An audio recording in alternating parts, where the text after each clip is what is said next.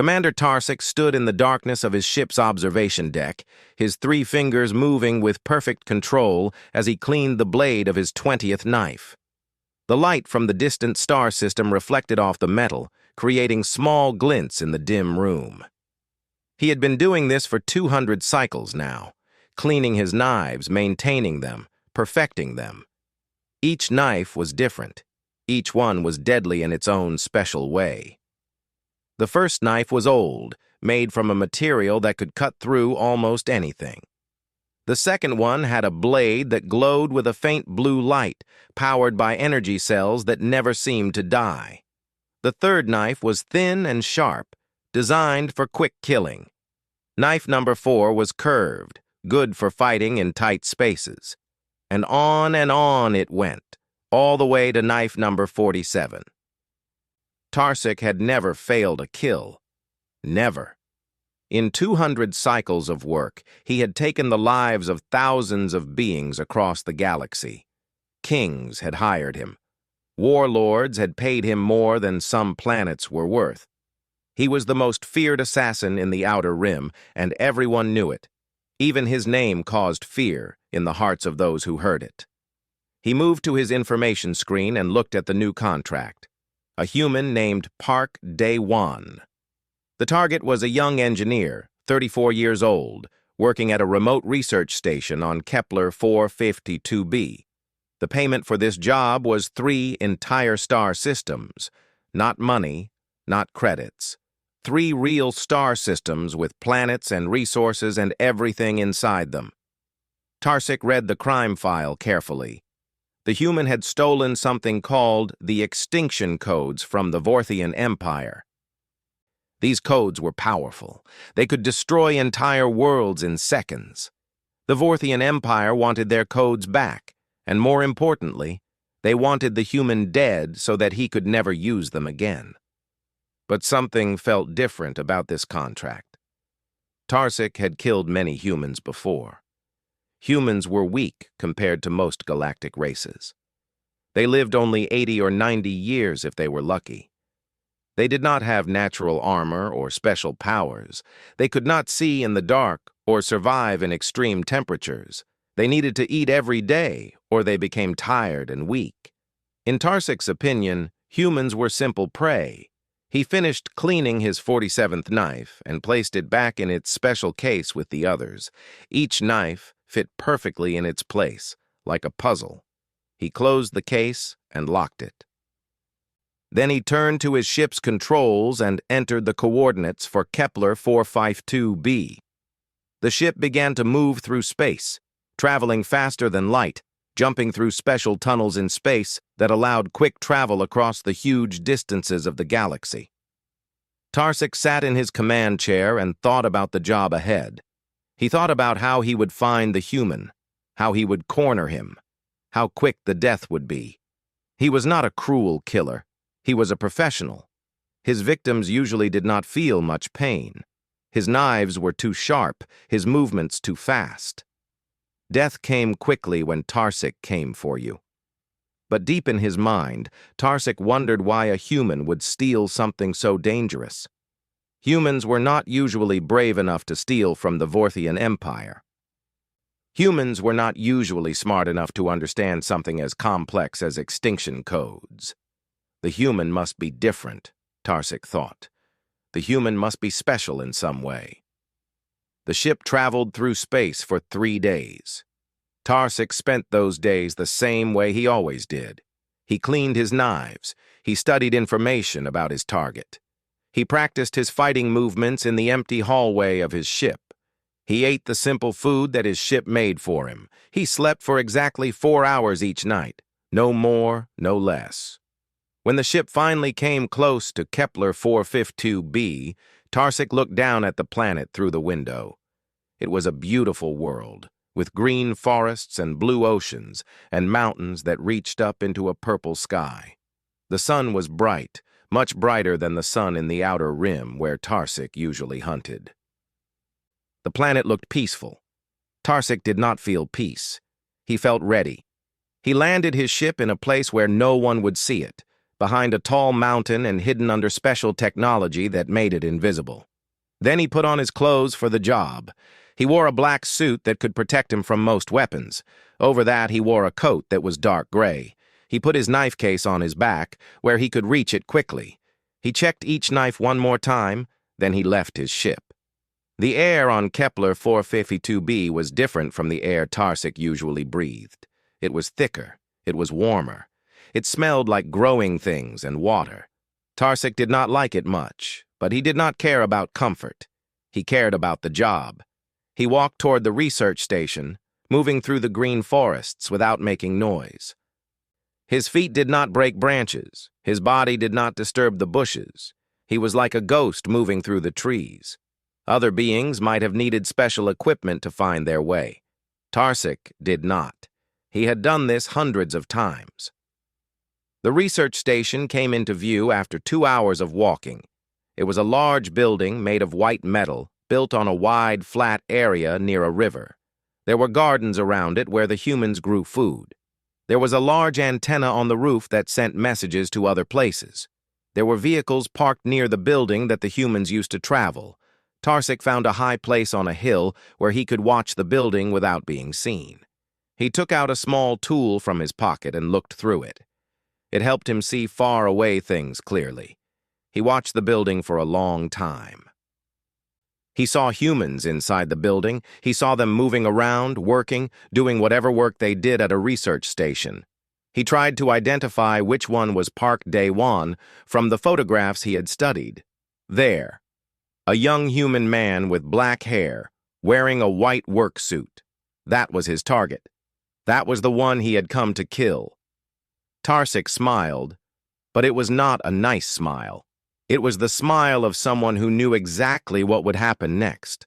The smile of someone who had already decided that Park Dae-won would die.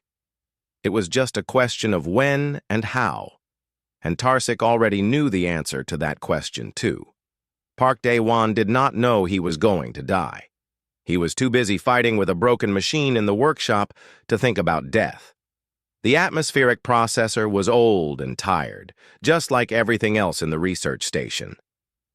It made strange noises. It did not work right, and it was his job to fix it. "Aria, come on," Dae-won said to the empty air. Aria was the station's artificial intelligence system. She lived in the computers of the station and could talk to any human through speakers. "What does the manual say this time?" The voice came through the speaker, calm, female, but with a touch of something that sounded almost like humor. "The manual says you should have replaced this part 2 years ago. But since you are stubborn and refuse to listen to reason, the manual also says that if you hit the left side 3 times and restart the process, it might work for another few weeks." "That is not real advice from a manual," Dae-won laughed. "No," Aria said. "That is my advice based on watching you fix things incorrectly for the past 5 years. "I know how you work, Dae-won. You should just hit it." Dae-won shook his head but smiled anyway. He loved Aria. She was smart and funny and kept him company on the lonely research station. Most humans would have gone crazy working alone with only a machine for company. But Dae-won was different. He had always liked being alone. He had always liked fixing things. And he had always liked using his hands and his brain to solve problems that seemed impossible. He walked over to the atmospheric processor and picked up his crowbar. The crowbar was his favorite tool. It was old, rusty in some places, but strong. He had used it to fix things for 10 years. It was like a friend. He positioned the crowbar against the left side of the processor and hit it 3 times, hard. The sounds echoed through the workshop. The processor made a strange noise, then began to hum. The hum became stronger. Then the system started working again. "See?" Aria said. "I was right, again." "You are not going to stop reminding me of that, are you?" Dae-won asked, putting the crowbar down. "Never," Aria said happily. "I have files of all the times you did not listen to me. Would you like me to read them now?" "No, thank you. I have 1,000 other things to do."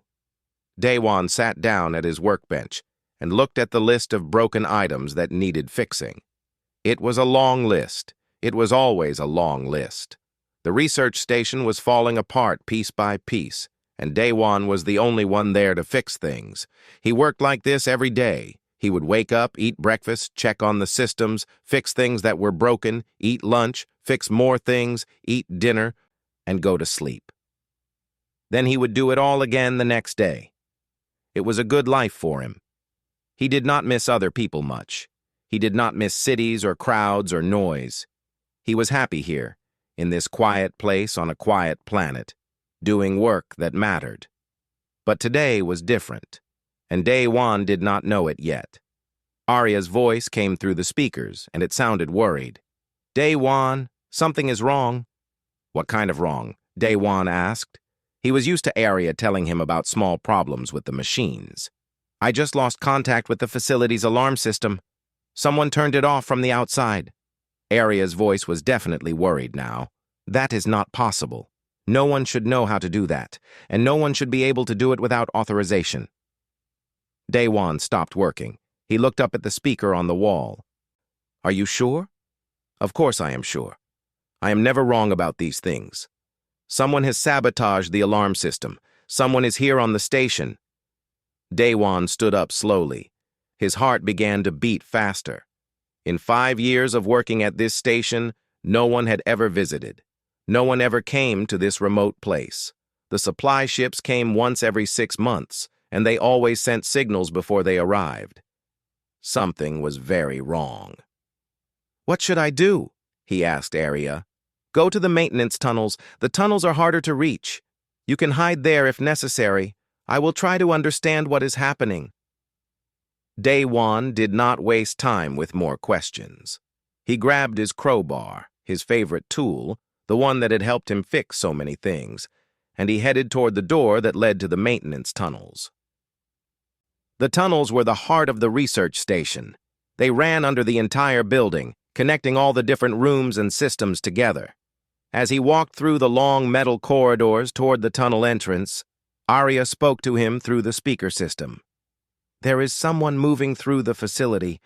They are moving slowly. They are moving like they are hunting something. Daywan, I think someone has come to hurt you." The words made Daywan's hands shake a little, but he kept moving. He had lived his whole life using his brain to solve problems. He had learned to stay calm when things got difficult. He would figure this out. He would fix this problem like he fixed all the other problems. He reached the door to the maintenance tunnels and opened it. The tunnels were dark and cold. He did not turn on the lights. For some reason, he thought it was better to stay in the darkness. He did not know why someone would come to the station to hurt him. He did not understand what he had done wrong, but he knew one thing for certain. He was not going to make it easy for them. He held his crowbar tightly in his hands. In the workshop, it was a tool for fixing machines, but Daywan was smart enough to understand that in his hands right now, it could be something else. It could be a weapon. It was heavy. It was strong. And in the hands of a desperate man, it could hurt things. Daywan moved deeper into the tunnels, leaving the comfortable workshop behind. He was no longer an engineer fixing broken machines. Now he was a man in danger, and he had no idea why. But he would find out soon enough. Tarsik moved through the research station like water flowing through channels. Every step was perfect. Every movement was controlled. He had studied the building's layout from the outside for hours before entering. He knew exactly where he needed to go. He knew exactly what he would find. The station was quiet, almost too quiet. But Tarsik did not need noise to know where his target was. He could smell humans. Humans had a particular smell, sweet and salty at the same time. He could hear them even when they tried to be quiet. Humans always made small sounds. Their heartbeats were loud, their breathing was loud, their feet made noise even when they tried to move without sound. But there was something odd. The target was not in the main areas of the station where Tarsik expected to find him. The human was moving. The human was running. That was interesting. It suggested that the human knew someone was here. It suggested that the station's computer system had warned him. Tarsik did not let this bother him. In fact, it was better this way. A human who knew he was being hunted would make mistakes. Fear made beings make mistakes. Fear made them run when they should hide. Fear made them fight when they should surrender. Fear was Tarsik's greatest advantage. He made his way through the corridors toward the maintenance tunnels. The entrance was at the bottom of the building, in a place where the old systems were kept. Tarsik had read about these tunnels in the station's files. They were long and complex. They would be dark, perfect for a hunter like him. He opened the door to the tunnels. The darkness inside did not bother him. His eyes were not like human eyes. He could see in the dark as easily as in the light. The tunnels stretched out before him like roads he had traveled 1,000 times before, even though he had never been here until today. Tarsik pulled 2 knives from his belt. Not the most special ones. Just the simple ones that he used for regular work. These knives were sharp enough to cut through steel. They were small enough to move quickly. They were perfect for close fighting. He walked into the darkness, following the smell of the human. He was patient. He was never in a hurry. Rushing was a mistake that young hunters made. Tarsik had learned long ago that patience was more powerful than speed. The human was ahead, somewhere in the tunnels. Tarsik could hear him now. The footsteps were quick and nervous. The breathing was fast. The heartbeat was loud with fear. The human was terrified. Good. Terrified humans made easy targets. Tarsik rounded a corner and saw his target. Park Dae-won stood in the darkness, holding a crowbar in his hands. His body was tense. His eyes were wide with fear. He was trying to look brave, but Tarsik could see the fear in every part of him. The human was shaking. His breathing was hard. His hands gripped the crowbar so tightly that his knuckles had turned white. Tarsik stepped forward, his knives ready, his body perfect and still like a machine waiting to move. "You are Park Dae-won," Tarsik said. His voice was calm and clear. It was the voice of someone stating facts, not asking questions. "You stole the extinction codes from the Vorthian Empire. I have been hired to kill you. This will not take long. This will not hurt much. It is simply your time to end." Dae-won did not say anything. He looked at the alien in front of him, at the dark clothes and the 2 sharp blades that reflected what little light existed in the tunnels. Dae-won had never seen a Tarsikian before. He did not know what this creature was. But he knew, with absolute certainty, that this being had come to kill him. Dae-won did the only thing he could think to do. He swung the crowbar. It was not a trained swing. It was not the swing of someone who had studied fighting. It was the swing of a desperate man, using the only tool he knew how to use. The crowbar moved through the air in a wide circle, aimed at the alien's head. Tarsik should have moved. His reactions were fast enough to avoid the blow easily, but something unexpected happened. Something that had never happened to Tarsik before in 200 cycles of killing. He hesitated. The crowbar was such a strange weapon. It was crude and simple. It was not designed for fighting. It was a tool for fixing things. And yet, in Dae-won's hands, it moved in a way that was unpredictable. A trained fighter would move in certain ways. A trained fighter would use specific techniques. But a human who had never fought before would move however desperation made them move. That half-second of hesitation was enough. The crowbar clipped Tarsik's shoulder, cutting through the fabric of his coat and drawing blood. It was not a deep cut. It was not even a serious wound, but it was blood. It was the first blood drawn in the fight. Tarsik's eyes widened, not with pain, with surprise. He had been cut by a crowbar in the hands of a terrified engineer who had never fought in his life. Dae-won did not notice the look of surprise on the alien's face. He was already moving, already trying to figure out how to use this crowbar in the best way. He had no training. He had no knowledge of how to fight creatures with knives. but he knew one thing for certain. He was not going to die without trying. He wrapped the crowbar in his hands more tightly and prepared to swing again. Tarsik tightened his grip on his knives and stepped forward. The surprise faded. The professional hunter returned. This human would die. That was all there was to it. A crowbar could not defeat the galaxy's greatest assassin. But as Tarsik moved into position, a small part of his mind wondered. What was it about this human that made him different from all the others? The question would have to wait for an answer. The fight in the darkness of the maintenance tunnels was about to begin. The fight in the maintenance tunnels became a strange and terrible dance. Tarsik moved like a master of death, his two knives cutting through the air with precision. Each movement was perfect. Each motion was designed to end life in the most efficient way possible. He had trained for 200 cycles for exactly this: to move better, to fight better, to kill better than any other being in the galaxy. But Daywan did something that Tarsik had not expected.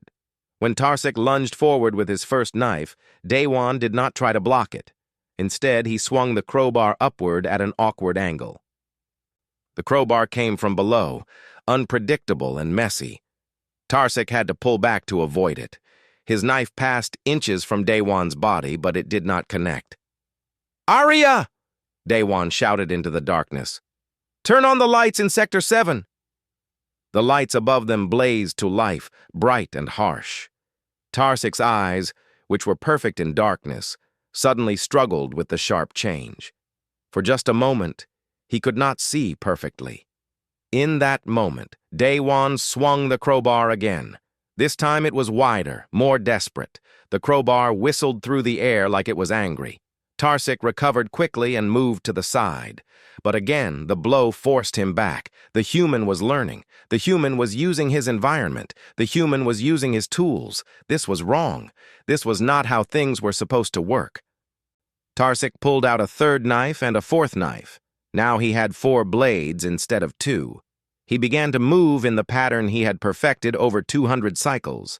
The 4 knives created a web of steel that surrounded the human.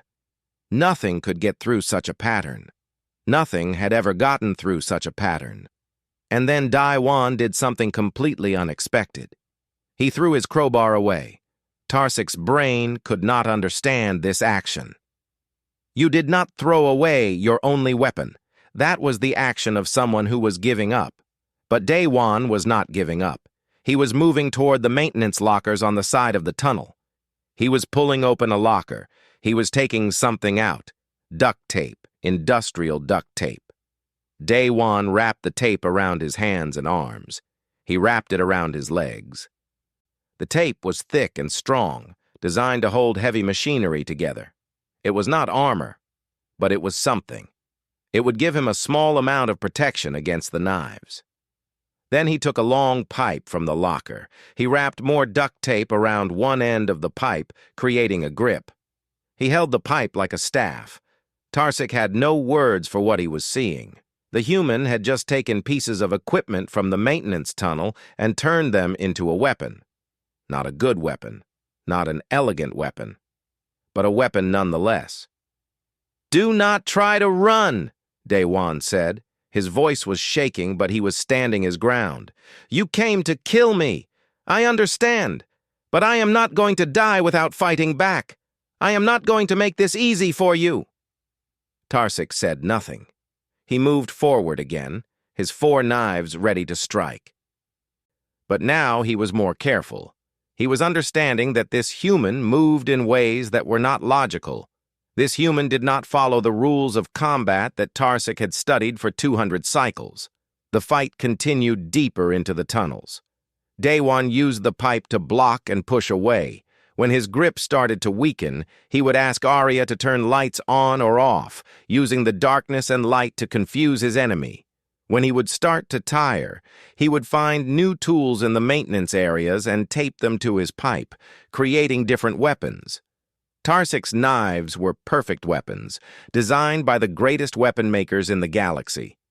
But they were designed for one thing: precise killing. They were not designed to fight against a human who would use duct tape to create armor.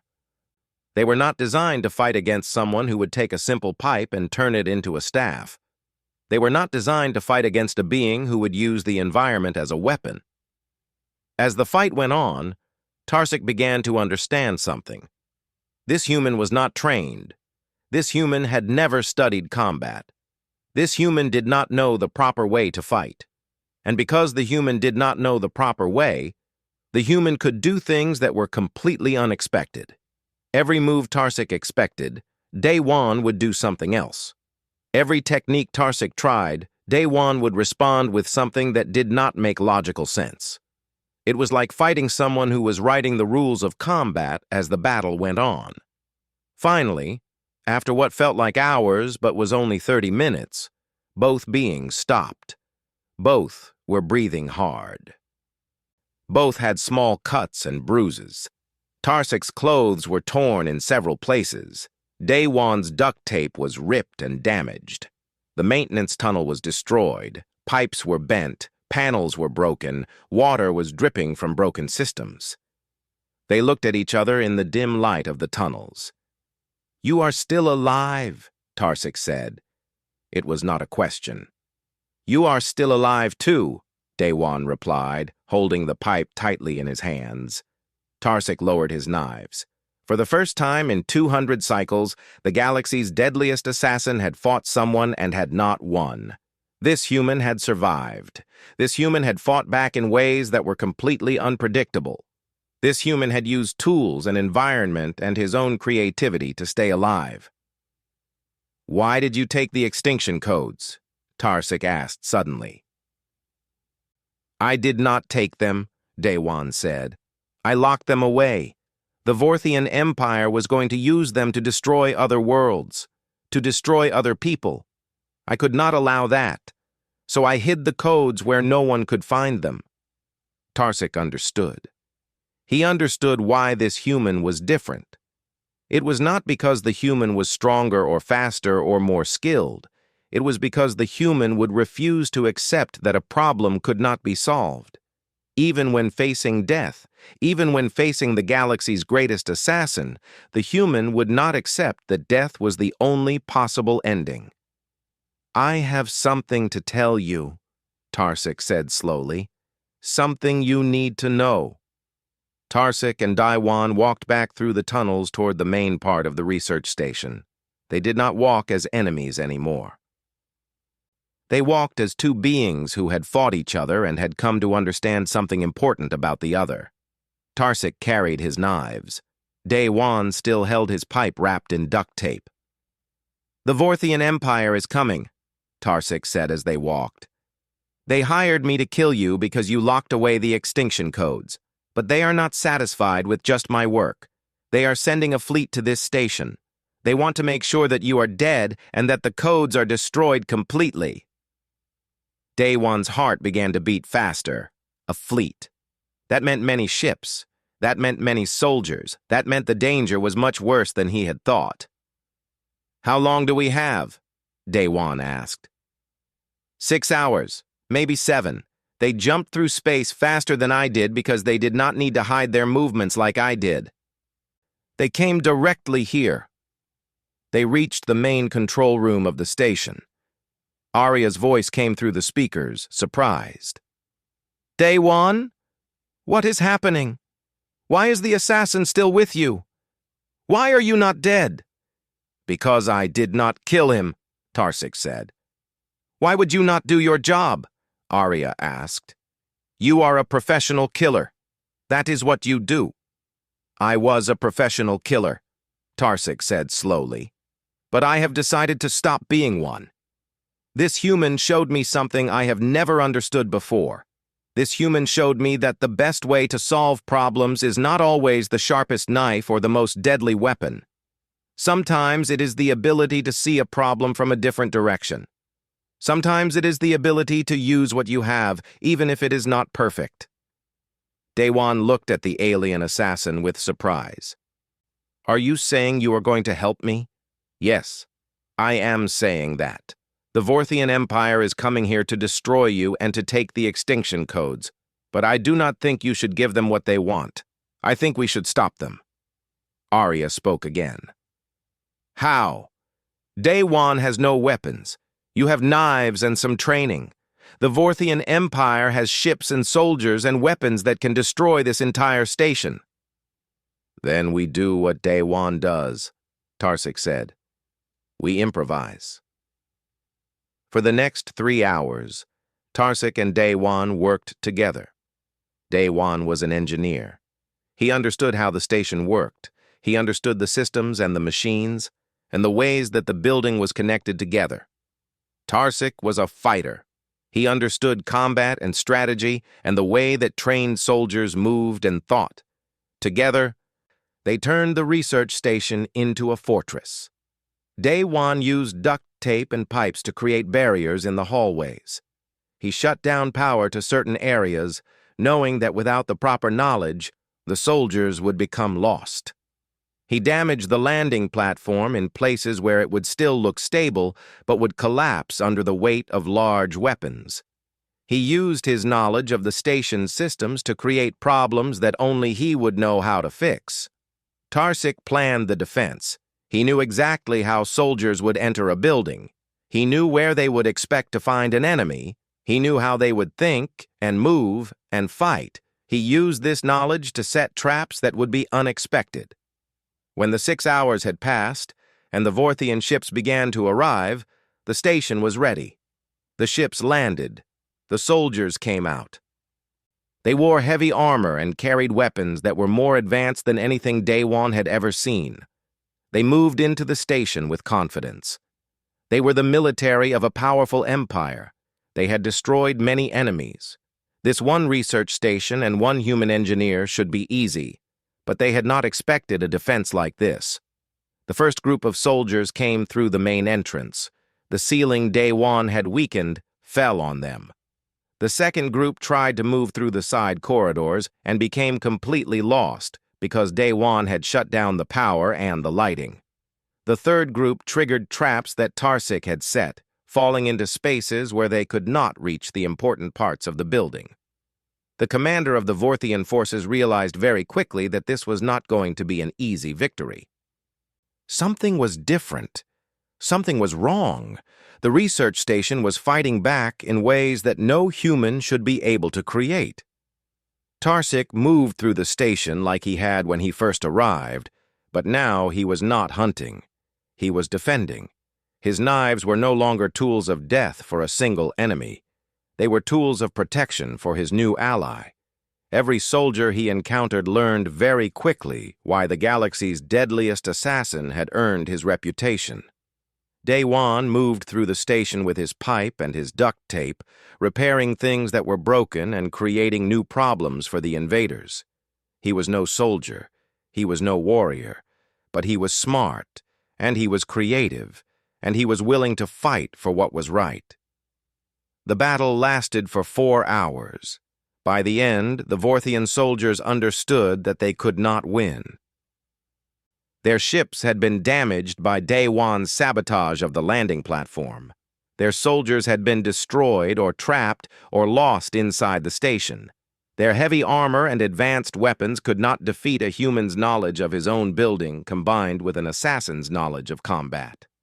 Finally, the remaining Vorthian ships jumped away from the planet, going back through space to report their failure to their commanders. Day One and Tarsik stood on the highest point of the research station, looking out at the sky. The ships were gone. The danger was over. "Thank you," Day One said. "You do not need to thank me," Tarsik replied. "I should be thanking you. You showed me that I was living in a small way. I was only using my knives. I was only seeing problems as things to be killed. But there are other ways to live. There are other ways to solve problems." "What will you do now?" Day One asked. Tarsik looked at the crowbar and duct tape on the ground. Then he looked at his knives. Then he looked at Day One. "I think I will stay here for a while," Tarsik said. "I think I will help you fix this research station. I think I will learn what it is like to build something instead of destroy it. Maybe after that, I will find other ways to use my skills. Maybe I will become someone who protects people instead of killing them." Day One smiled. That sounds like a good plan. Arya's voice came through the speakers. This is the strangest turn of events I have ever recorded. An assassin and a human engineer working together. The galaxy is definitely changing. As the sun began to set on Kepler 452b, two unlikely friends stood together and looked out at the beautiful world that they had just saved. The crowbar and the knives, the duct tape and the deadly blades, one impossible friendship, born in a darkness of a maintenance tunnel, had saved more than just two lives. It had changed the future.